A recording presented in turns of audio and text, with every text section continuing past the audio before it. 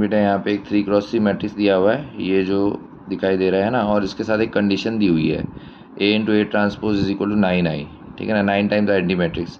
अब इसमें दो ही अननोन है, एक C और एक B, तो वो दोनों अननोन्स की आपको वैल्यू निकालनी है। तो हम इस इक्वेशन का यूज़ करेंगे।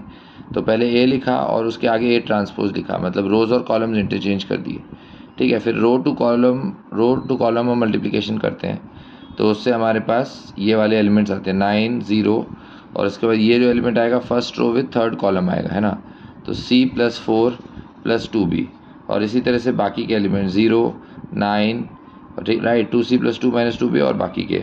अब क्योंकि ये 9I के इक्वल है, इसका मतलब जो आइडेंटिटी मैट्रिक्स में 1 1 1 होता है उसको 9 से मल्टीप्लाई किया, मतलब डायगनल पे 9 9 9 आ जाएगा और बाकी जीरोज रहेंगे।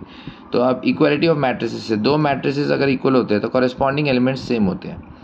अब यहाँ पे ये जो एलिमेंट है ये इसके कॉरेस्पॉन्डिंग 0 है इधर, इसका मतलब ये वाली वैल्यू 0 के इक्वल होगी, तो ये वैल्यू 0 से इक्वेट किया।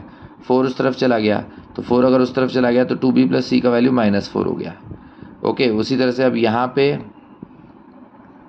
ये वाला जो वैल्यू है इसके कॉरेस्पॉन्डिंग इधर भी 0 है, तो इसका मतलब 2C + 2 - 2B ये भी 0 के इक्वल होना चाहिए, राइट। तो 2B उस तरफ जाएगा, पॉजिटिव हो जाएगा, और फिर दोनों ये तरफ 2 से डिवाइड कर दो, मतलब C + 1 की वैल्यू भी हो गई, ठीक है। तो ये दो equations I, 2 unknowns and 2 equations. तो इसमें B की जगह अगर इस इक्वेशन में हम C + 1 पुट करेंगे तो हमें पूरा इक्वेशन C में ही मिल जाएगा।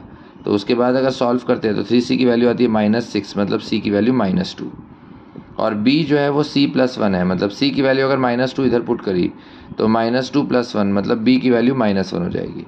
तो फाइनली हमें दोनों कॉन्स्टेंट्स की वैल्यू मिल गई, C = -2 एंड B = -1।